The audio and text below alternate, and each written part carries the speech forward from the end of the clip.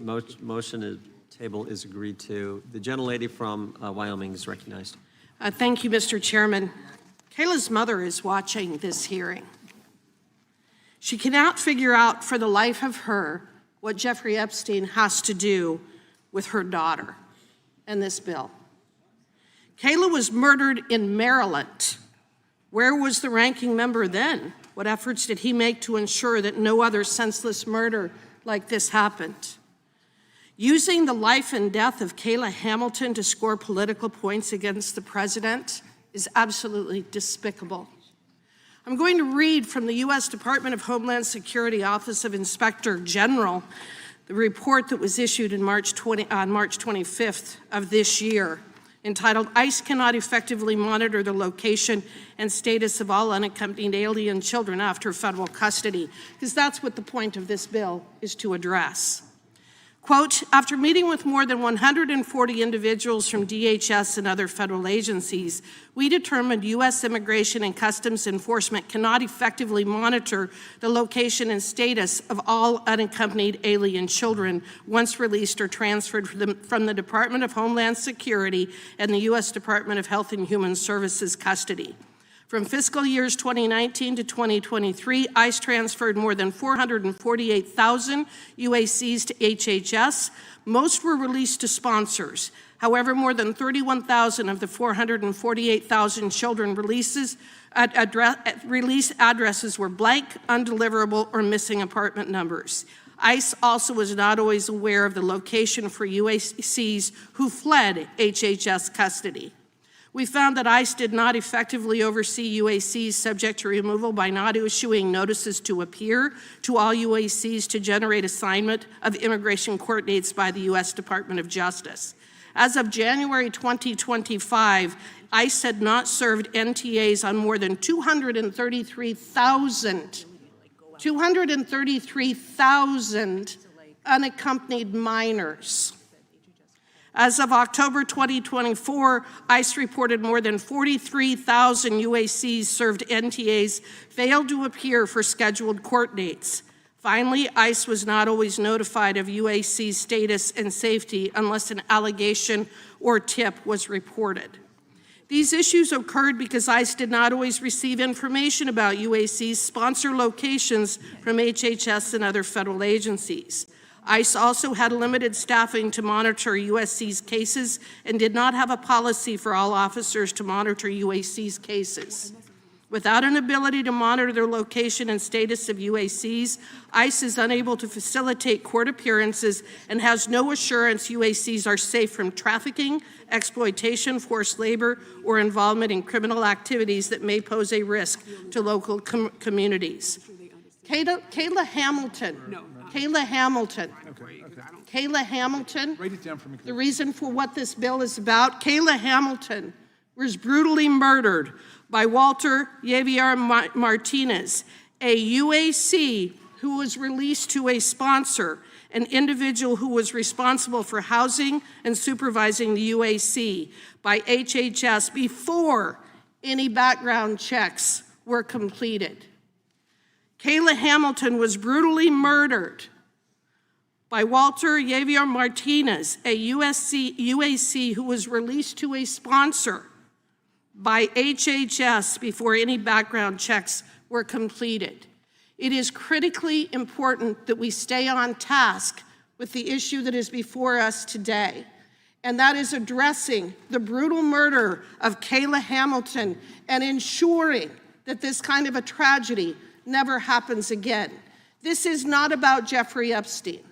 If the folks on the other side of the aisle would like to bring a bill about Jeffrey Epstein, we can address that. Do not sully Kayla Hamilton's name or her memory by turning this into a political sideshow. I urge my colleagues to vote in favor of this very well-crafted, important bill. It is critical that we be able to protect people like Kayla Hamilton. With that, I yield back. Gentlelady yields back. All said. The gentlelady from California is recognized. I'd like to strike the last word, and I'd like to yield my remaining time to Congressman Moskowitz. Thank you, the gentlelady from California. I have breaking news for the gentlelady from Wyoming. The idea of Jeffrey Epstein, that we could bring it, I just want to let you know that there's a gentleman that sits right behind you. His name is Thomas Massey.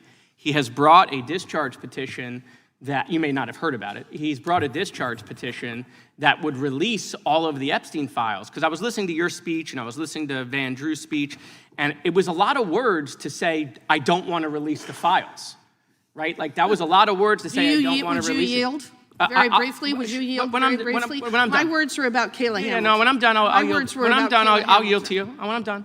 So there's a discharge petition that would release the files. The reason why we talk about it in all these hearings is that we can't believe that you were all for releasing the files until the mothership beamed down the instructions to not release the files, and then all of a sudden it was a hoax, it's not real, Barack Obama, Joe Biden, right? We're gonna send the private attorney to move Ghislaine Maxwell, right? We're gonna do all of these things. We're just very surprised, and obviously Mr. Massey has stuck to his principles, and he's had a couple of others do that as well. Everybody else ran for cover, and so do you want to release the files? And then I'll yield. I mean, it's a yes or no, and then will you sign the Massey petition? Will you yield? I will. Yes. Oh, I'm sorry. I Say your- got to yield back to the. I time. got to yield back. I'm sorry. I'm not going to yield. I want to take some of my time because it's also very simple.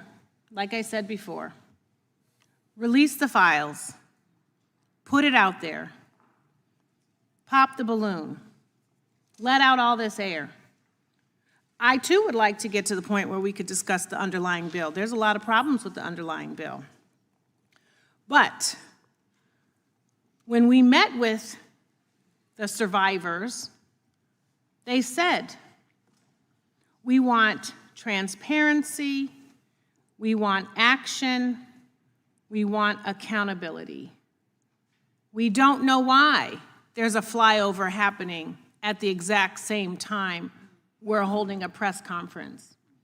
We don't know why members outside of those in the Women's Caucus and a few other brave folks don't want to meet with us and hear our story.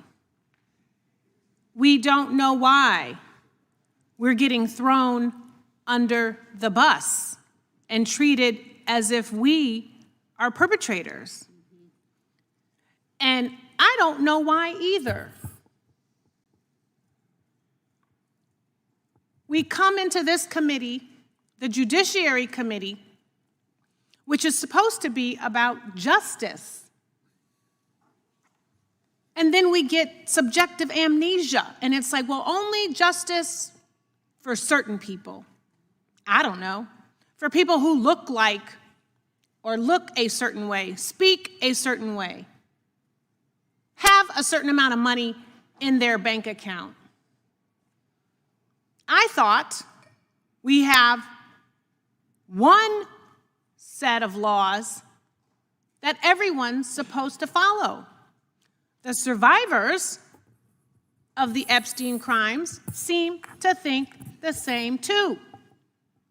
And yet we have multiple sets of rules.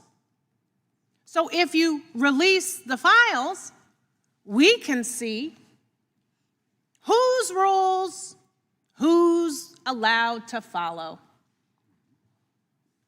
We heard from survivors who said, Jeffrey Epstein said, I own the banks, I own the government. I can do what I want. We are talking about the Epstein files related to this bill because the man had multiple passports. He was traveling to far and away places like Monaco, Austria, Slovakia, Paris, Mexico, Morocco, involved orchestrating an international ring of trafficking young women, young enough to be someone's child, someone's grandchild. So vote on the amendments to release the files to give the survivors what they want: transparency, action, and accountability. And with that, I yield back my time. Gentlelady,